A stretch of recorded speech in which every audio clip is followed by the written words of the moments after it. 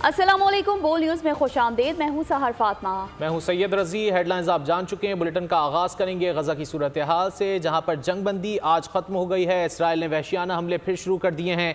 Jabalia और खान यूनुस पर बम बरसाए जा रहे हैं। ताज़ा हमलों में 3 फ़लस्तीनी शहीद और मुतादिद ज़ख्मी हो गए।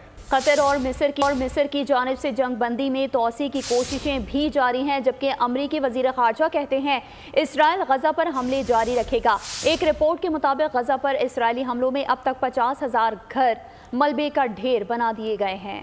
गजा में आरसी जंगबंदी खत्म। इसराइल के हमले दोबारा शुरू हो गए। तबाहाल गजा शहर में एक बार फिर फायरिंग और धमाके सुने गए हैं। इसराइली फौज का कहना है कि इसने आयरन डोम निजाम के जरिए एक रॉकेट हमले को नाकाम बनाया है। हमास की जानिब से हमले के बाद जवाबी कार्रवाई शुरू कर दी गई है। अमरीकी वज़ीर ख़ारजा ने कहा है कि गजा पर इसराइल के हमले जारी रहेंगे, जबकि मिस्र और कतर ने कहा है कि जंगबंदी में तोसी की कोशिशें जारी हैं। इससे कबल जंगबंदी के दौरान कैदियों के आखिरी तबादले में 8 इसराइली और 30 फ़लस्तीनी कैदियों को रिहा किया गया था। एक रिपोर्ट के मुताबिक इसराइली बमबारी से गजा में 60% घर तबाह हो चुके हैं, जिसके नतीजे में 50,000 खानदान बेघर हो चुके हैं। 7 अक्टूबर से गजा पर इसराइली बमबारी में 15,000 से ज्यादा फलस्तीनी शहीद हुए, जबकि 1200 इसराइली मारे गए। पाकिस्तान तिब्बी मराकज़, स्कूल, मसाजिद, गिरजाघरों पर इसराइली हमलों की मजम्मत करता है। तर्जुमान दफ्तर खारजा मुमताज सहरा बलोच की न्यूज़ कॉन्फ्रेंस, कहा हम जनीन महाजत कैंप पर इसराइली हमले की मजम्मत करते हैं। मकबूजा कश्मीर में भारतीय मजालिम जारी हैं। मकबूजा कश्मीर में 7 कश्मीरियों को ऑस्ट्रेलिया की भारत पर फतह की हिमायत करने पर गिरफ्तार किया गया।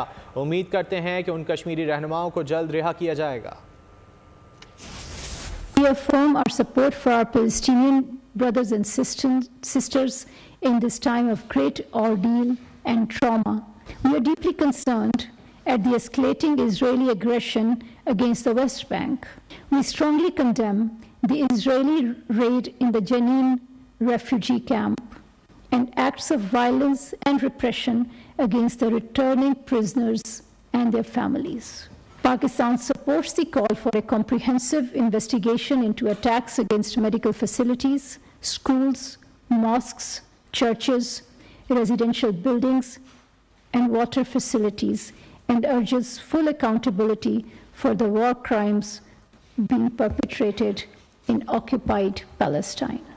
The authorities in Indian illegally occupied Jammu and Kashmir continue to treat Kashmiri people with an iron fist. 7 Kashmiri leaders were arrested for celebrating Australia's victory over India in the final match. मशरिक़ वस्ता की बहरी सूरत हाल के पेश नज़र पाक बहरिया के जहाज़ PNS Tughril को खलीज अदन में तैनात कर दिया गया। तर्जुमान पाक बहरिया का कहना है कि तैनाती का मकसद पाकिस्तानी तिजारती बहरी जहाज़ों की आमदोरफ्त की हिफाजत को यकीनी बनाना है। आपको बता रहे हैं कि मशरिक़ वस्ता की बहरी सूरत हाल के पेश नज़र पाक बहरिया के जहाज़ PNS तुगरल को खलीज अदन में तैनात कर दिया, जबकि तर्जुमान पाक बहरिया का कहना है कि तैनाती का मकसद पाकिस्तानी तिजारती बहरी जहाज़ों की आमदोरफ्त की हिफाजत को यकीनी बनाना है। और अभी आपको बताएं कि इलेक्शन कमीशन ने आम इंतखाबात के लिए नई हल्का बंदियों का ऐलान कर दिया है। मुल्क भर में कौमी असम्बली की 6 नशिस्तें कम हो गई हैं, जबकि आम इंतखाबात 266 जनरल नशिस्तों पर होंगे। नशिस्तों में कमी हल्का बंदियों की असर नौ तश्कील की बिना पर हुई है। खैबर पख्तूनख्वा में 2 नशिस्तों की कमी हुई। सिंध में जिला सांगड़ की कौमी की 1 नशिस्त कम हुई, ताहम कराची की 1 नशिस्त में इजाफा हो गया। कराची में मलीर, शर्की और सेंट्रल में सूबाई असम्बली की 1-1 नशिस्त में भी इजाफा हो गया। आम इंतखाबात का अहम तरीन मरहला तय हो गया। इलेक्शन कमीशन ने डिजिटल मर्दमशुमारी के मुताबिक हतमी हल्का बंदियों की फहरिस्त जारी कर दी। कौमी असम्बली का ऐवान 336 अरकान पर मुश्तमिल होगा। जनरल नशिस्तों की तादाद 266, खवातीन की मखसूस सीटें 60 और अकलियतों के लिए 10 होंगी। पंजाब में कौमी असम्बली की 141, सिंध में 61 नशिस्तें, खैबर पख्तूनख्वा से 45 और बलूचिस्तान से 16 MNAs मुंतखब होंगे। पंजाब में सूबाई असम्बली की 297, सिंध में 130 नशिस्तें होंगी। खैबर पख्तूनख्वा में सूबाई असम्बली की 115 और बलूचिस्तान का ऐवान 51 जनरल नशिस्तों पर मुकम्मल होगा। खैरपुर, सांगड़ और ठट्टा की 1-1 नशिस्त कम होकर 7 से 6 हो गई। सांगड़ की सूबाई असम्बली की नशिस्तें 6 से कम होकर 5 हो गई। ठट्टा की सूबाई असम्बली की नशिस्तें 3 से कम होकर 2 हो गई। मलीर, कराची ईस्ट और कराची सेंट्रल की सूबाई असम्बली की एक नशिस्त में इजाफा हो गया। मलीर की सूबाई असेंबली की नशिस्तें 5 से बढ़कर 6 हो गयी। कराची ईस्ट की सूबाई असेंबली की नशिस्तें 8 से बढ़कर 9 हो गयी। कराची सेंट्रल की सूबाई असेंबली की नशिस्तें 8 से बढ़कर 9 हो गई। पाकिस्तान की किस्मत दो लोगों के हवाले ना की जाए, नफरत और तकसीम की पुरानी सियासत करने वालों को मौका न दें। बिलावल भुट्टो जरदारी का क्वेटा में बलोचिस्तान हाई कोर्ट बार से खिताब में उनका कहना था कि जानता हूँ पाकिस्तान के इलेक्शन कैसे होते हैं। कुछ लोग समझते हैं उन्होंने फैसला कर लिया, अवाम फैसला कर लेते हैं तो दुनिया की कोई ताकत नहीं रोक सकती। अवाम 8 फरवरी को ऐसे लोगों को जवाब देंगे। और मुस्लिम लीग नून ने मरकजी पार्लिमानी बोर्ड के इजलासों का शेड्यूल जारी कर दिया है। पार्लिमानी बोर्ड 2 दिसंबर से 19 दिसंबर तक पार्टी टिकटों पर फैसला और कोऑर्डिनेशन कमेटियों की सिफारिशात का जायजा लेगा। तफसीलात इस रिपोर्ट से। वक्त कम, मुकाबला है सख्त, आम इंतखाबात की तैयारियां सख्त। नून लीग ने कौमी, सूबाई और मखसूस नशिस्तों पर पार्टी टिकट और उम्मीदवारों के इंतखाब के लिए पार्लिमानी बोर्ड के इजलासों का शेड्यूल जारी कर दिया। शेड्यूल के मुताबिक अहम बैठक कल लाहौर में लगेगी, जिसमें सरगोदा डिवीजन से पार्टी टिकट का फैसला होगा। रावलपिंडी डिवीजन में नून का उम्मीदवार कौन होगा, इसका फैसला 3 दिसंबर को होगा। खैबर पख्तूनख्वा के हजारा और मालाकंड डिवीजन के उम्मीदवारों की किस्मत का फैसला 6 दिसंबर, जबकि सूबा बलूचिस्तान में पार्टी टिकट का फैसला 7 दिसंबर को होगा। बहावलपुर और डेरा गाजी खान डिवीजन में इजलास 8 दिसंबर, मुल्तान डिवीजन में 9 दिसंबर, साहिवाल डिवीजन से मुतालिक इजलास 11 दिसंबर, फैसलाबाद में 12 दिसंबर, गुजरावाला में 13 दिसंबर को बुलाया गया है। 14 दिसंबर को लाहौर में अहम इजलास होगा, जिसमें शेखुपुरा, ननकाना साहब और कसूर में पार्टी उम्मीदवारों का फैसला होगा। पार्टी टिकट की तकसीम से मुतालिक इजलास 15 दिसंबर को तलब किया गया है। सूबा सिंध में पार्टी टिकट पर बात 16 दिसंबर को होगी, जबकि वफाकी दारुल हुकूमत इस्लामाबाद और मखसूस नशिस्तों का फैसला 18 दिसंबर को इजलास में होगा। खैबर पख्तूनख्वा की किस्मत का फैसला 19 दिसंबर को किया जाएगा। चेयरमैन पीटीआई और शाह महमूद कुरैशी के खिलाफ साइफर केस की समाअत कल तक के लिए मुलतवी कर दी गई। वकील सफाई ने शाह महमूद कुरैशी को पेश न करने पर एतराज़ किया। जज अबुल हसनात ने सवाल किया कि जेल ट्रायल का नोटिफिकेशन मौसूल नहीं हुआ।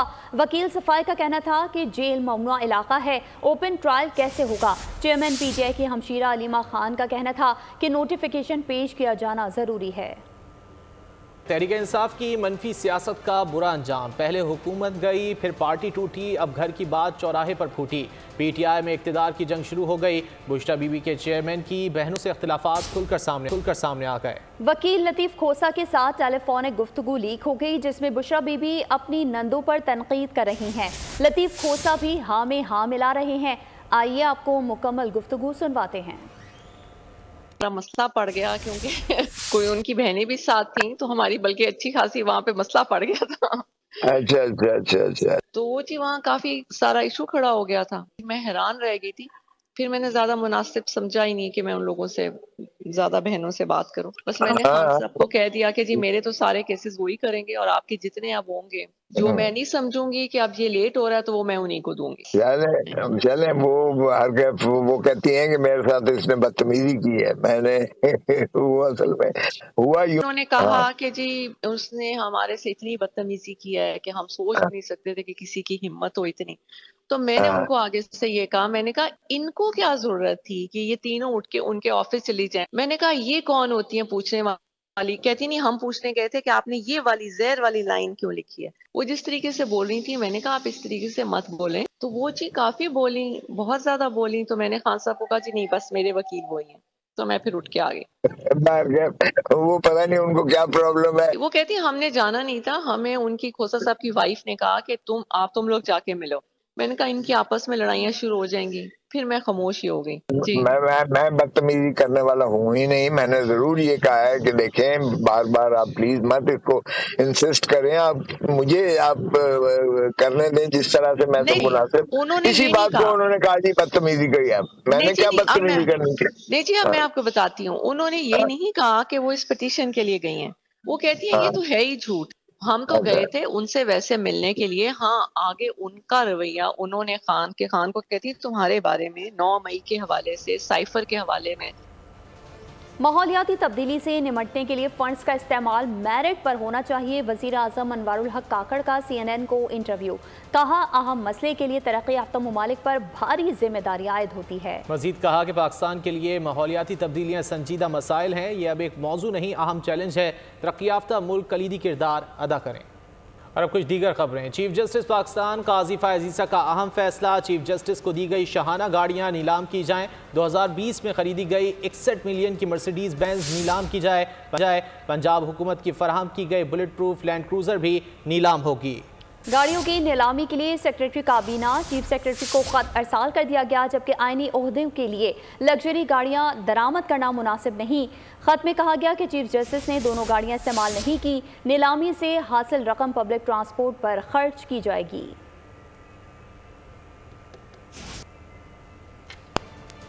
और डिस्कोट में कर्जदार ताहिर नामी शख्स ने इंतहाई कदम उठा लिया। 3 बेटियों और बीवी समेत खुदकुशी कर ली। कर्जदारों से तंग ताहिर ने लिखा कि कर्ज अदा करने की इस्तिताअत नहीं थी। पुलिस के मुताबिक ताहिर ने मस्जिद में जाकर बीवी और बेटियों को जहर देने का एतराफ़ भी किया था। डिचकोट में दिलखराश वाकया, कर्ज ख्वाहों से परेशान शख्स की खुदकुशी, 3 बेटियों और बीवी को भी जहर देकर मौत के घाट उतार दिया। शौहर ताहिर ने बीवी और बच्चियों को नींद आवर गोलियां खिलाकर बेहोश किया और फिर वजनी चीज मारकर हलाक कर दिया। ताहिर ने एक तहरीर भी छोड़ी, लिखा कि कर्ज अदा करने की इस्तेताअत नहीं, डर है कि मरने के बाद बेटियों और बीवी को तंग किया जाएगा, इस वजह से खुद को और बच्चों को मार रहा हूँ। पुलिस के मुताबिक शहरी ने मरने से पहले मस्जिद जाकर जहर देने का एतराफ भी किया था। ये मस्जिद में चला गया, मस्जिद में जाकर जो नमाजी थे वहाँ मस्जिद थे, उनको जाके बताया मैंने ये काम कर लिया है और मैंने खुद भी गंदम की रखने वाली गोलियाँ वगैरह खा ली हैं। तो वो उसको ले गया हॉस्पिटल, अभी हॉस्पिटल में उसकी डेथ हो गई है। भाई का कहना है कि बेटे के इंतकाल के बाद से ताहिर जहनी तनाव का शिकार था। बच्चा की टेंशन ले लिया, भतीजा साडा ना फौत हो गया। अच्छा, कोई 2 महीने पहले। बस उस तो बाद टेंशन जिसी किसी ना बोलना चलता नहीं थी, बस उस टेंशन दे विच ही ना ये काम कर लिया। 5 लाशें उठने पर इलाके में सोग का आलम। जाँ बहक होने वाली बच्चियों की उम्रें 11, 16 और 18 साल के करीब हैं। कराची राशिद मिनाज रोड पर वाक़ शॉपिंग मॉल आतिशज़दगी की तहकीकात। ज़ेर हिरासत 5 अफराद से 4थी मंजिल के हवाले से पूछगछ की गई। 4थी मंजिल पर आने जाने वाले रास्ते क्यों बंद किए गए, ये सवाल भी उठाया गया। 4थी मंजिल में 10 दाखिली खारजी रास्ते मौजूद थे। तफ्तीशी ज़राए का कहना है कि 10 रास्तों में से बेशतर बंद थे। मॉल की 4थी मंजिल निजी कंपनी ने चंद माह कबल खरीद ली थी, जबकि बेशतर अफराद 4थी, 5वीं मंजिल पर दम घुटने से जाँ बहक हुए। इमारत में धुआं निकलने का कोई रास्ता मौजूद नहीं था। ज़राए का कहना है कि टेक्निकल रिपोर्ट आने के बाद आग की वजूहात सामने आएंगी। और कराची में बलोच कॉलोनी पुल पर ऑयल की गाड़ी छीनने की वारदात का ड्रॉप सीन सामने आ गया। कराची ईस्ट पुलिस ने जारी डकैती का भांडा फोड़ दिया। मुद्दई ड्राइवर इमरान ही वारदात में मुलव्विस निकला। 2 पुलिस एहलकारों समेत 4 मुलजिमान को गिरफ्तार कर लिया गया। DIG के मुताबिक तफ्तीश के दौरान वारदात के मशकूक होने के शवाहिद मिले। मुलजिमान का मकसद ऑयल के कार्टन फरोख्त और इंश्योरेंस की रकम हासिल करना था।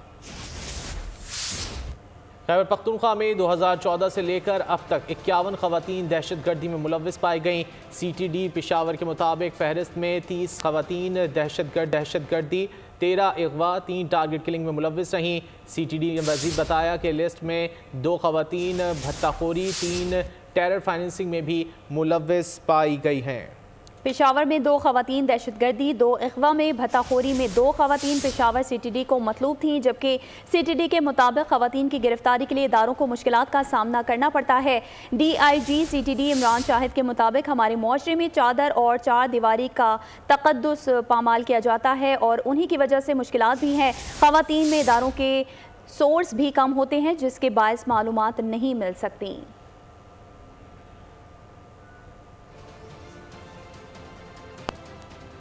खैबर पख्तूनख्वा में 2014 से लेकर अब तक 51 खवातीन दहशतगर्दी में मुलव्विस पाई गई हैं। CTD की जानिब से रिपोर्ट में ये बताया गया है। आगे बढ़ेंगे, खबरों के सिलसिले को आगे बढ़ाएंगे। आपको बताएं कि कराची में स्टार गेट के करीब तलकलामी पर शहरी ने रिक्शा ड्राइवर को गोली मारकर लहूलुहान कर दिया।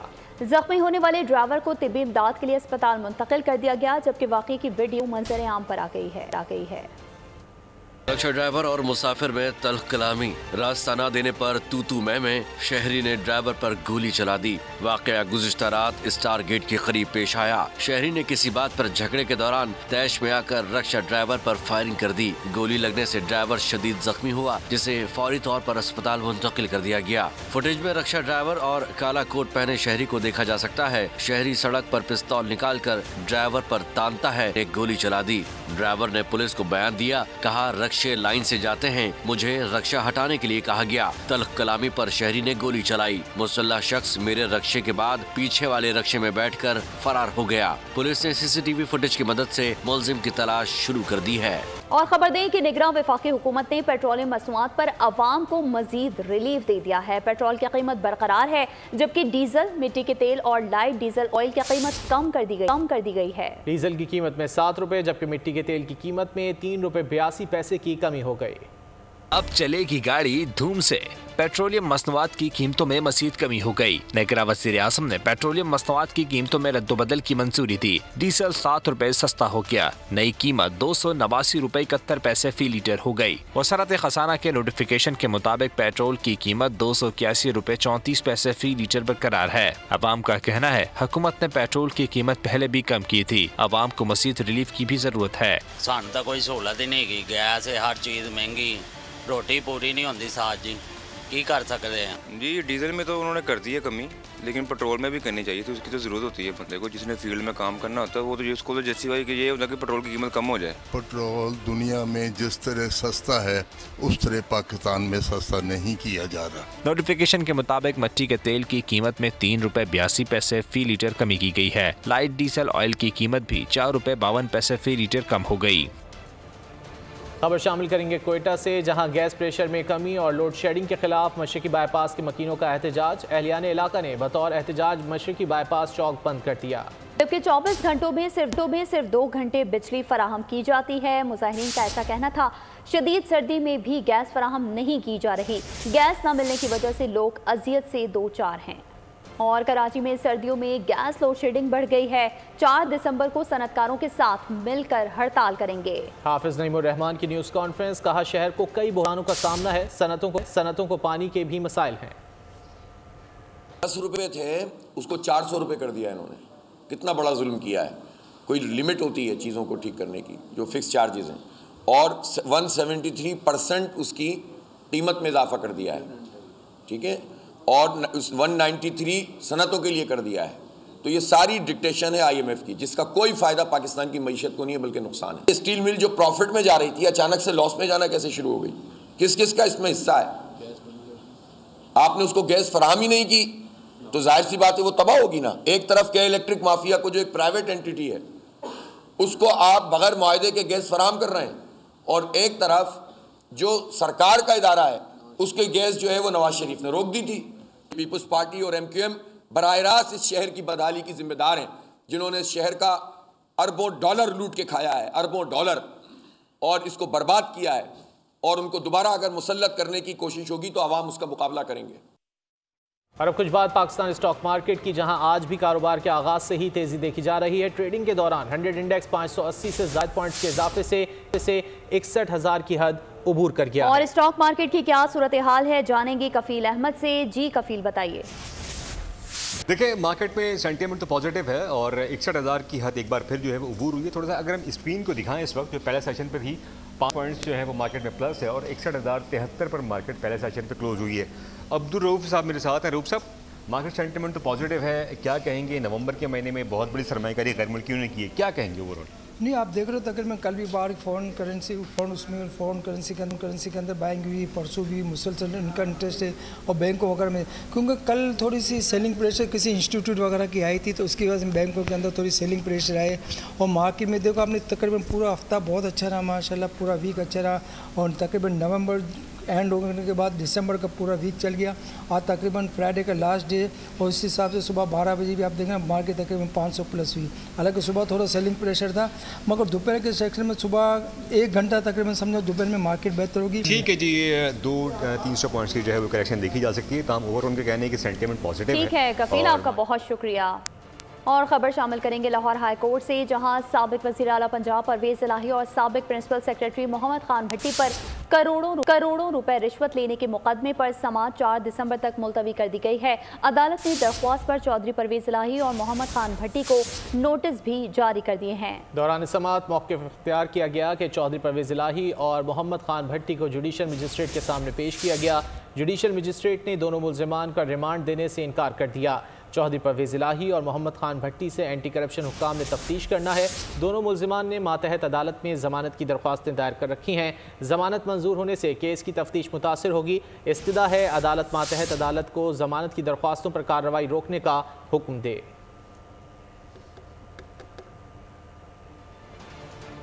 और स्मॉग की सूरत हाल की बात करें तो लाहौर में बारिश के बाद स्मॉग का जोर टूट गया। दुनिया में फ़ज़ाई आलूदगी की फहरिस्त में 7वें नंबर पर आ गया। कराची में स्मॉग की शिद्दत कम ना हुई, 206 पार्टिकुलेट मीटर के साथ तीसरे नंबर पर बड़ा जमान है। इसी हवाले से मज़ीद तफसीलात जान लेते हैं फातिमा शिराजी से। फातिमा, क्या तफसीलात?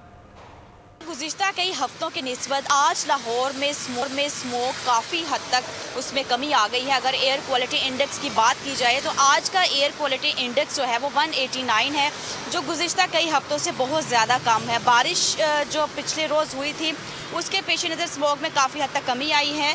और इसके अलावा पंजाब हुकूमत भी स्मोक की कमी के लिए काफ़ी इक़दाम कर रही है। अभी कुछ देर पहले वज़ीर आला पंजाब का स्मोक के हवाले से सेशन हुआ, जिसमें कुछ अहम फैसले किए गए हैं। स्मोक में कमी के बायस जो है वो अगले हफ्ते से जो स्कूल्स हैं, जो नोटिफिकेशन जारी किया गया था कि जुम्मा हफ्ता इतवार बंद रहेंगे, अब वो अगले हफ्ते से उसका इतलाक़ ख़त्म हो गया है और स्कूल जो हैं वो जुम्मे और हफ्ते के रोज़ भी अब खुले रहेंगे, क्योंकि स्मोक में अब कमी आ चुकी है। इसके अलावा पंजाब हुकूमत की जानिब से जितने भी जो है वो धुआं छोड़ने वाली गाड़ियाँ हैं उनके खिलाफ सख्त क्रैकडाउन किया जा रहा है। शहरियों को चाहिए कि मास्क का इस्तेमाल लाजमी करें, नाक कान गला और सांस जैसी बीमारियों से महफूज, क्योंकि सेहत है तो जिंदगी। बहुत शुक्रिया आपका। मुल्क में दिसंबर का आगाज़ होते ही सर्दी की शिद्दत में भी इजाफा हो गया है। कश्मीर, गिलगित बल्तिस्तान और खैबर पख्तूनख्वा में बर्फबारी के बायस मौसम सर्द हो गया। मरी और गलियात में भी सफ़ेद मोती बिखर गए। और अब गिलगित बल्तिस्तान की सूरत हाल जानेंगे नदीम खान से। जी नदीम, बताइए।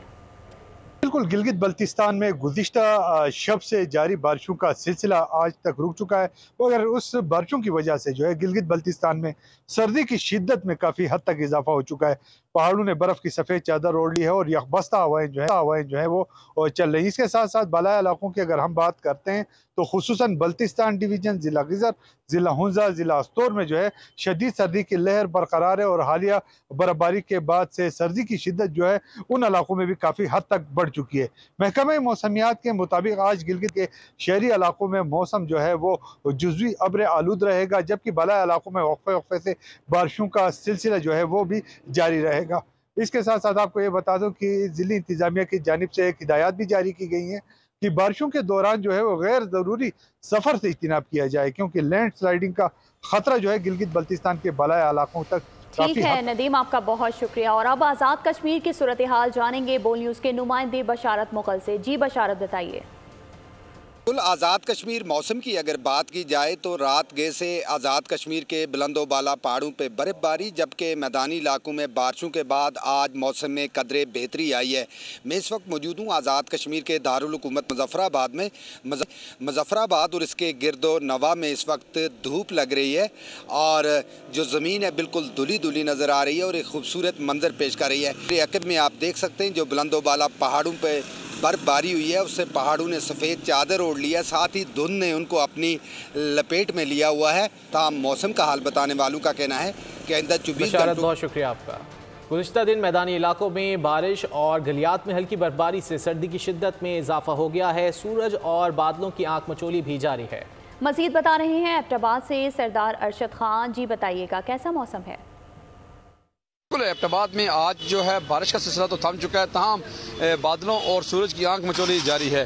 गुज़िश्ता दिन जो एबटाबाद में हल्की बारिश हुई थी और मौसम खासा सर्द हो चुका है। अगर बात की जाए एबटाबाद के सियाती मकामात नथिया गली, डूंगा गली, युबिया, छंगला गली, कानसपुर और ठंडियानी के पहाड़ों पर जो है कल दिन से जो हल्की बारिश और कहीं कहीं जो हल्की बर्फबारी हुई थी, तो मौसम इंतहाई सर्द हो चुका है और ठंडी हवाएं जो हैं उन्होंने एबटाबाद का रुख भी कर लिया है। एबटाबाद इस वक्त सर्दी है। अगर बात की जाए आज के मौसम मौसम की, तो आज का मौसम जो है एबटाबाद में हल्की धूप ही है, बादलों और जो सूरज है इसकी आंख मचोली जा रही है। राशिद, आपका बहुत शुक्रिया। और हैदराबाद की सूरत हाल जानेंगे। सर्दी में इजाफे के साथ ही वहाँ पर भी इस वक्त क्या सूरत हाल है बता रहे हैं हमारे नुमाइंदे। बताइएगा गुलाम शबीर, क्या सूरत हाल देख रहे हैं? सर्दी में इजाफा होने के बाद लुंडा बाज़ार की रौनकें बहाल हो गई हैं और लुंडा बाज़ार में सस्ती और पायदार जो चीज़ें हैं वो मार्केट के मुकाबले में सस्ते और कम कीमतों पर वो जो है दस्तयाब है। और यहाँ पर जो कीमतें हैं उस हवाले से भी थोड़ा बात करते हैं, लेकिन एक शहरी जो कि ख़रीदारी कर रहे हैं इस वक्त लुंडा से, उनसे बात करते हैं। अच्छे डाइनिंग वगैरह है ना, बच्चों की बड़ों की अच्छी मिल जाती है और सस्ती भी मिल जाती है, इसलिए आ जाते हैं। महंगाई इतनी हो गई है इसलिए ना बड़ी शॉपों पर जा नहीं सकते हैं, गरीब लोग हैं, 500-600 दिहाड़ी है, इसलिए यहाँ पे आते हैं। कोई अच्छा जाना है 600 ऐसे मतलब चलते हैं इनमें। बिल्कुल, जो शहरी हैं वो काफ़ी पुरजोश हैं क्योंकि उनका ये कहना है कि जब मार्केट में जाते हैं तो वहाँ पे 3 से 4 हज़ार की जो चीज़ है वो यहाँ पर 300 से 400 की मिल जाती है। शहरी बहुत शुक्रिया तादाद। रिनाला खुर्द नाजायज़ तजावुज़ात के खिलाफ बोल न्यूज़ की खबर, एक्शन इंतज़ामिया हरकत में आ गई। असिस्टेंट कमिश्नर रिनाला ने शहर भर में इंक्रोचमेंट ऑपरेशन के दौरान नाजायज़ तजावुज़ात हटा दिए। इसी पर मजीद बात करते हैं बोल न्यूज़ के नुमाइंदे राव नदीम से। जी नदीम, बताइए। गुज़श्ता रोज़ जो है वो बोल टेलीविज़न पर रिनाला खुर्द सिटी की खबर ब्रेक की गई थी जिसमें नाजायज़ तजावुज़ात की भरमार दिखाई गई थी और शहरी जो इस हवाले से काफ़ी परेशान दिखाई दे रहे थे। और मेरे साथ मौजूद है असिस्टेंट कमिश्नर से हम बात करेंगे। सर बताइएगा। खुद भी इस चीज़ का अदराक है और आप लोगों ने भी पॉइंट आउट किया था कुछ लोग हैं जो नाजायज़ तजावुज़ात कर रहे हैं, तो आज हमने उनके खिलाफ एक्शन लिया है। आपके सामने है कि सारे बाजार अभी हमने बिल्कुल क्लियर, और हम यकीनन किसी किस्म की इजाज़त इनको नहीं देंगे। बिल्कुल आज ऑपरेशन हुआ है तो हम ये इसको रेगुलर करेंगे। हमने जो COMC उसके अंडर एक टीम बना दी है जिसका काम ही डेली बेसिस के ऊपर ये काम होगा कि हर बाज़ार को चेक किया जाएगा, कहीं भी एनक्रोचर्स होंगे तो उनके खिलाफ सख्त एक्शन लिया जाएगा और ये बिल्कुल नाकाबिल बर्दाश्त जो एक्शन इनका होगा और हम इनके खिलाफ सख्त एक्शन लेंगे इंशाल्लाह। जी बिल्कुल, जैसे कि आपने असिस्टेंट कमिश्नर ज़ियाउल्ला चौधरी की बात सुनने का ये कहना है कि शहरियों को तहफ़्फ़ुज़ देने के लिए हर लाइम इख्तियार किया जाएगा और स्टॉल्स लगा के बाज़ारों में बैठे हुए इनका सफाया किया जाएगा और उनके खिलाफ भारी जो जुर्माने भी किए जाएंगे। आपका बहुत शुक्रिया। और अभी आपको बताएं कि पाकिस्तान क्रिकेट टीम कप्तान शान मसूद की क़यादत में ऑस्ट्रेलिया के दौरे पर सिडनी पहुंच गई है। पाकिस्तानी टीम सिडनी से टीम कैनबरा पहुंचेगी जहां 2 दिसंबर को आराम करने के बाद 3 दिसंबर से अपने ट्रेनिंग सेशन का आगाज करेगी, जबकि पाकिस्तान क्रिकेट टीम कैनबरा में 6 से 9 दिसंबर तक 4 रोज़ा मैच खेलेगी।